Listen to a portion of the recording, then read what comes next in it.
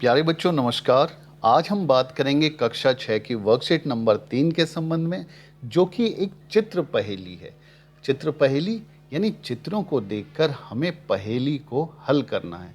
तो करना क्या है वो समझते हैं। पहले तो प्रश्न पढ़ते हैं कि चित्रों के सहयोग से चित्र पहेली को पूरा करें। तो आपने देखा होगा एक चित्र दे रखा है, चित्र के सामने एक तीर है।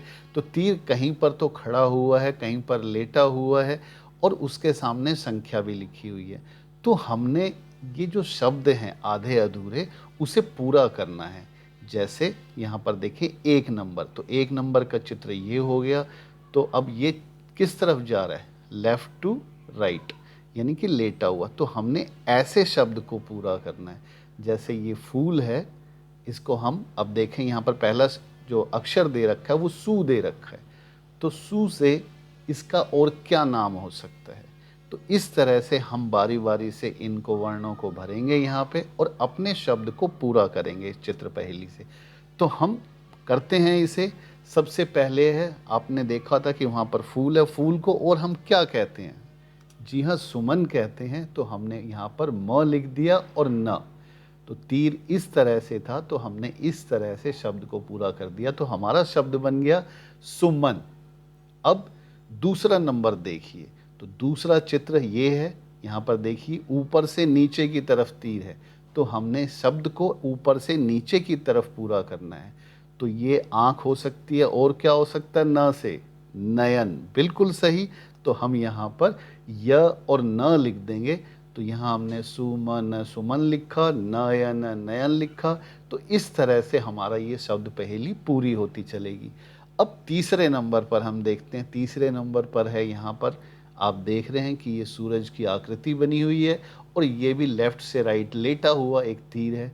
तो यहाँ पर हमने 3 नंबर पे जो है लेफ्ट से राइट की तरफ ऐसे पूरा करना है। तो दी न क, इतना हमें मिल चुका है। अंत में यहाँ पर क्या आएगा कि ये शब्द पूरा हो जाए?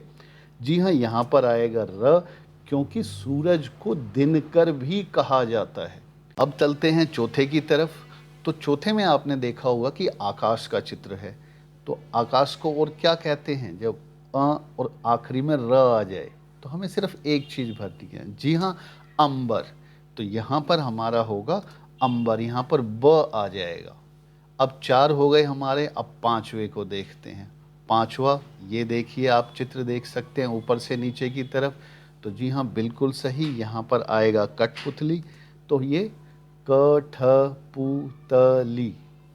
कठपुतली। तो हमारा ये पूरा हो गया। अब छठे में जो हम देखें, तो छठा क्या है? ये सामने पेड़ दिया हुआ है। तो पेड़ को और हम क्या कहते हैं? इसे हम तरुवर कह सकते हैं। तो तरुवर हमारा ये पूरा हो गया। अब इसके बाद है सातवां। तो सातवां हमें अपने आप मिल गया। देखिए नीरज, नीरज।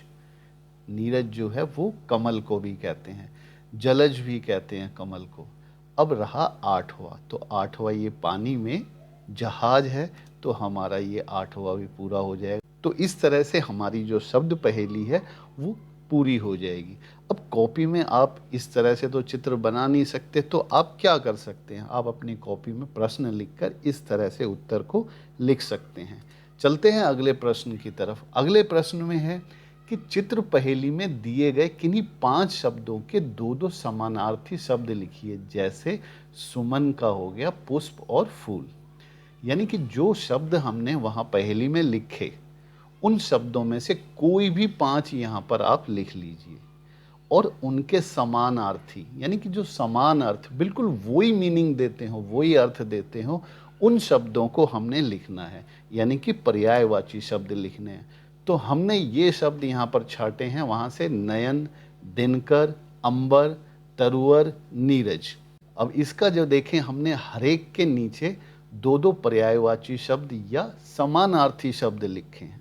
तो इस तरह से आप कर सकते हैं। नयन को जैसे आँख और नेत्र भी कहते हैं, दिनकर को सूरज और रवि कहते हैं, अंबर को आकाश और नभ भी कहते हैं, तरुवर को पेड़ और वृक्ष कहते हैं, नीरज को पंकज और जलज कहते हैं।